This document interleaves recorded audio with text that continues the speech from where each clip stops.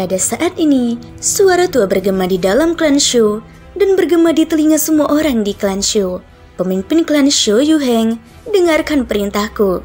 Mulai sekarang, klan Shu akan menghapuskan posisi 3 tetua Papilium Dalam.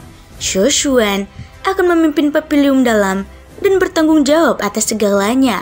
Suara tua yang penuh dengan kewibawaan bergema di dalam klan Shu. Di langit, Shu Yuheng juga terkejut dengan perubahan mendadak ini. Dia segera tersadar dan mengamati langit. Ketika dia tidak melihat sosok apapun, dia membungkuk dan berkata dengan nada yang sangat hormat, "Kakak senior, maafkan aku." Shu Yuheng menerima perintah. Beberapa orang di samping Shu Yuheng tentu saja tidak berani mengendur saat Shu Yuheng menunjukkan sikap seperti itu. Mereka segera membungkuk. Pada saat ini, hati Shu Dingtian bergetar hebat. Wajah tuanya langsung berubah pucat pasi. Tubuhnya berkedut dan bergoyang seolah-olah dia telah menua 100 tahun dalam sekejap mata. Dua orang lainnya di sampingnya, Shu Jinghong dan Shu Gan, juga memiliki ekspresi pucat saat ini. Leluhur itu secara pribadi telah mengeluarkan perintah, dan itu dapat dianggap sebagai kesepakatan yang sudah selesai. Mereka juga harus mengerti bahwa mulai sekarang, faksi trio Shu Dingtian tidak lagi berkuasa. Xin kembali ke kastil lava, karena masih ada lebih dari 10 hari sebelum pelelangan. Shoyan dan Kinyan tidak terburu-buru tinggal di kota. Sementara mereka beristirahat, mereka sekali lagi mendengar beberapa berita mengenai pelelangan. Namun, sebagian besarnya sama dengan apa yang dikatakan Wan Xing. Bahkan ada sejumlah orang yang bertindak dengan cara yang sama seperti Wan Xing ketika mereka berbicara tentang berita yang mereka ketahui. Kemungkinan besar, sejumlah orang di kota telah mendengar berita ini darinya. Shoyan tidak menyelidiki lebih jauh setelah memutuskan sumber informasi. Karena tidak ada gunanya, lebih baik menghabiskan waktunya untuk berlatih. Dengan menggunakan mutiara merah yang tersisa di tangannya, Shoyan menyempurnakan dan menyerapnya sepenuhnya pada hari-hari sebelum pelelangan. Namun, dia tidak tahu apakah itu karena dia baru saja membuat terobosan atau karena dia telah menyerap terlalu banyak energi lava. Tetapi hasilnya tidak terlalu menyenangkan. Fajar hampir menyingsing. Cahaya merah gelap menyebar di langit kota, membuatnya tampak seperti senja. Aliran orang mengalir ke segala arah di jalan-jalan, dan bayangan banyak kekuatan di wilayah pusat telah muncul di antara mereka. Tidak ada kekurangan sekte tersembunyi yang biasanya tidak menonjolkan diri tetapi memiliki sumber daya dan cadangan yang besar. Tentu saja, ada juga beberapa ahli hebat dari generasi senior. Lelang itu berhasil mendatangkan para ahli yang biasanya tidak dikenal, dan itu sudah cukup untuk menunjukkan keberhasilannya. Atau mungkin ini sudah cukup untuk membuktikan nilai peta reruntuhan beringin api. Bagian dalam kota kastil lava dibagi menjadi 3 distrik. Praksi-praksi dari berbagai sekte, sebagian besar berlokasi di bagian belakang kota.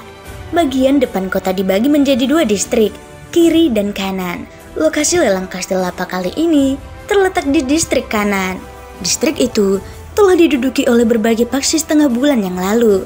Oleh karena itu, ketika Shoyan dan Kinyan tiba, mereka hanya bisa melihat lautan manusia yang padat di jalanan. Suara berisik itu membumbung tinggi ke langit. Shoyan dan Kinyan melesat ke sebuah gedung satu demi satu dan mendongkak. Di ujung garis pandang mereka, ada sebuah rumah lelang besar yang berjongkok di tanah seperti binatang raksasa.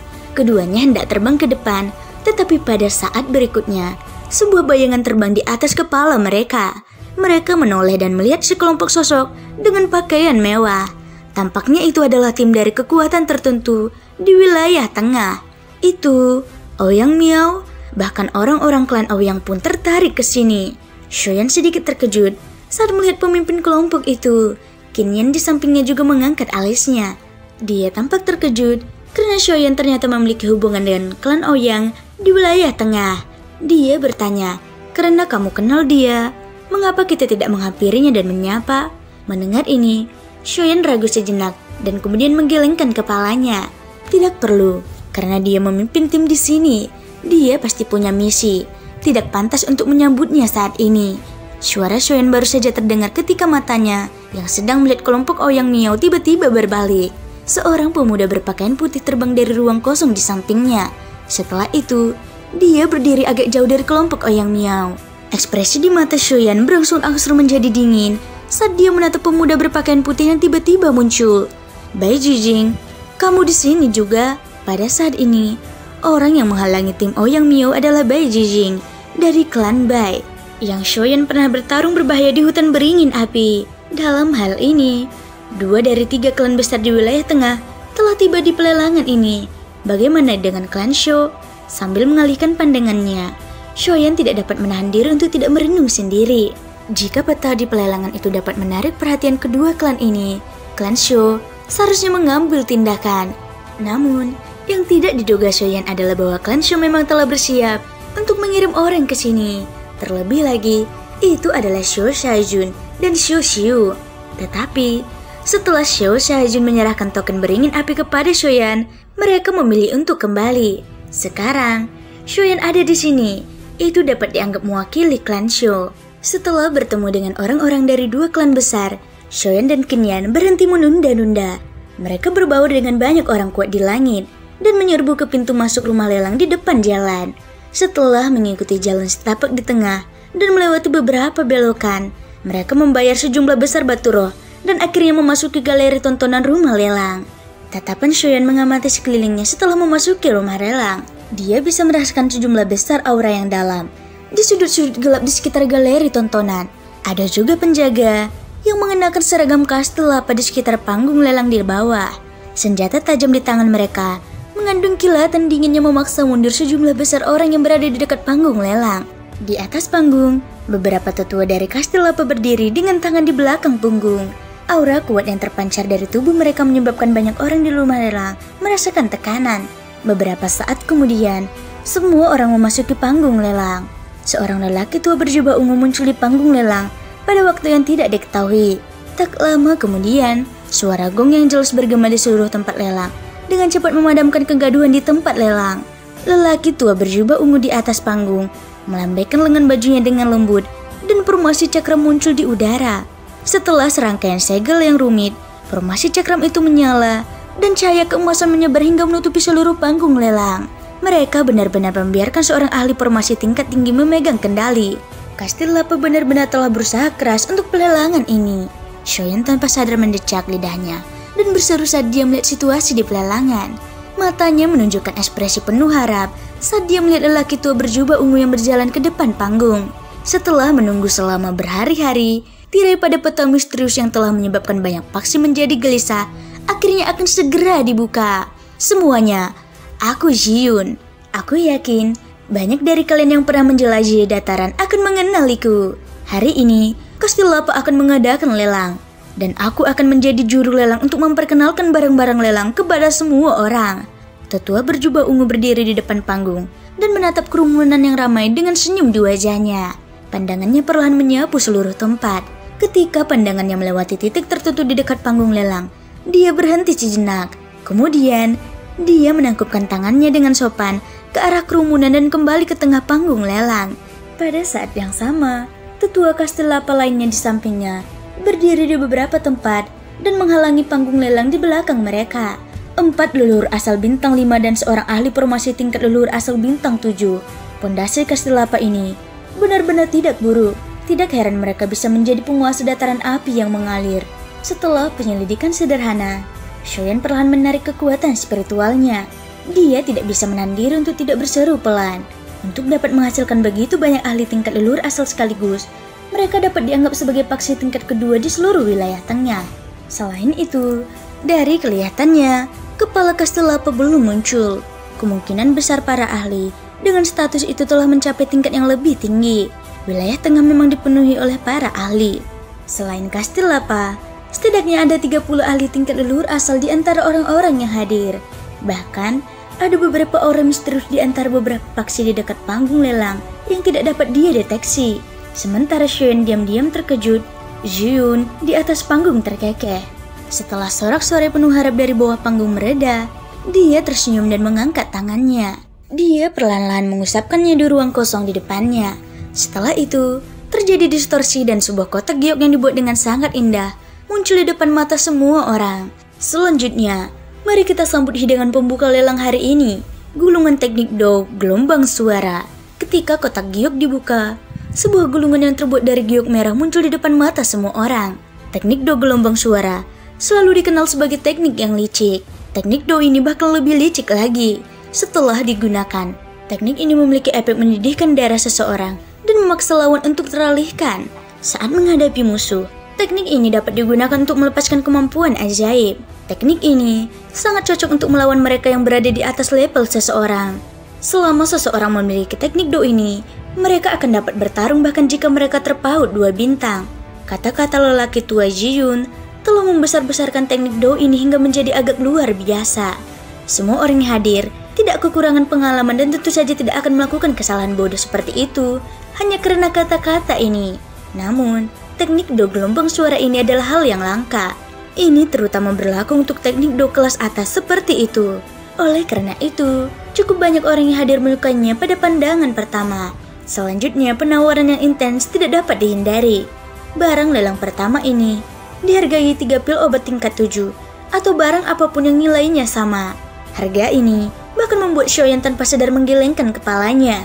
Pada akhirnya, barang lelang pertama ini dimenangkan oleh seorang pria tua bungkuk di barisan depan dengan harga hampir 2 juta batu roh tingkat tinggi.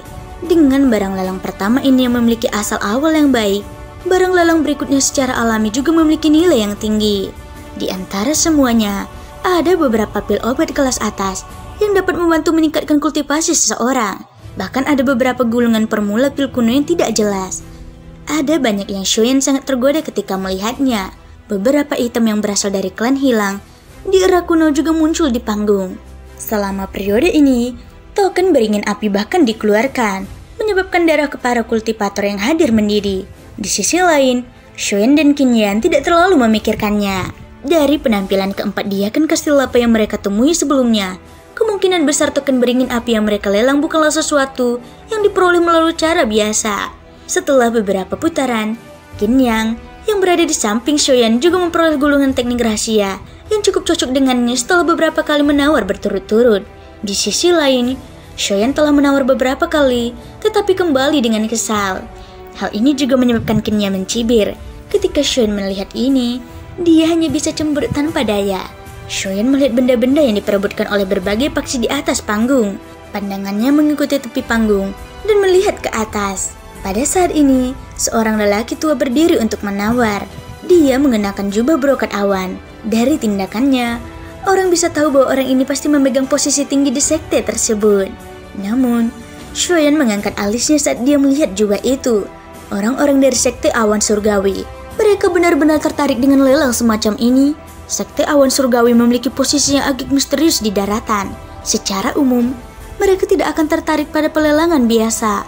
Oleh karena itu, ketika dia melihat mereka sekarang, Xiaoyan bahkan lebih terkejut. Semuanya, karena item berikutnya agak istimewa. Aku yakin tidak akan banyak teman yang hadir yang tertarik padanya. Namun, jika kalian bisa mendapatkannya, aku yakin itu akan sangat bermanfaat bagi generasi muda sekte ini. Suara Ji-Yun kembali terdengar di aula lelang. Pada saat yang sama, banyak tatapan mata orang yang mengikutinya. Kali ini, beberapa dari sebelumnya, 2 tetua kastil lapa di atas panggung melangkah maju dan berdiri di kedua sisi Ji-Yun. Ketiganya bergerak bersama. Saat segel berterbangan, kekosongan di depan mereka bertiga perlahan terkoyak. Kehampaan yang gelap gulita terus-menerus terdistorsi dan samar-samar membentuk sangkar persegi. Ini adalah sangkar luar angkasa. Jenis barang apa sebenarnya yang membutuhkan sangkar luar angkasa untuk menampungnya? Ketika mereka melihat gerakan ini, bahkan dengan pengalaman semua orang, mereka tidak dapat menahan diri untuk berteriak kaget. Sangkar spasial umumnya digunakan oleh para ahli untuk menjebak musuh mereka atau menyimpan beberapa barang khusus. Ahli biasanya secara alami mampu melakukannya. Namun, agak tidak masuk akal bahwa 3 ahli luar asal bintang berkumpul hanya untuk satu sangkar spasial. Ketika sangkar luar angkasa benar-benar muncul di depan mata semua orang, benda di dalamnya membuat para ahli yang hadir menyusut. Xiaoyan juga menatap tajam benda di dalam sangkar luar angkasa. Ekspresi berapi-api perlahan muncul di wajahnya. Di dalam sangkar luar angkasa, ada bola petir berwarna perak dan hitam yang terus-menerus menggeliat. Pada saat yang sama, bola itu melepaskan sambaran petir dalam upaya untuk menembus segel sangkar luar angkasa. Dari kelihatannya, bola petir ini sebenarnya adalah makhluk hidup. Aku yakin banyak dari kalian yang hadir mengenali benda ini. Benda ini disebut petir Yuan dan terbentuk dari kekuatan petir yang tak berujung. Petir Yuan telah mengembangkan sedikit kecerdasan dan awalnya ada di kehampaan yang tak berujung.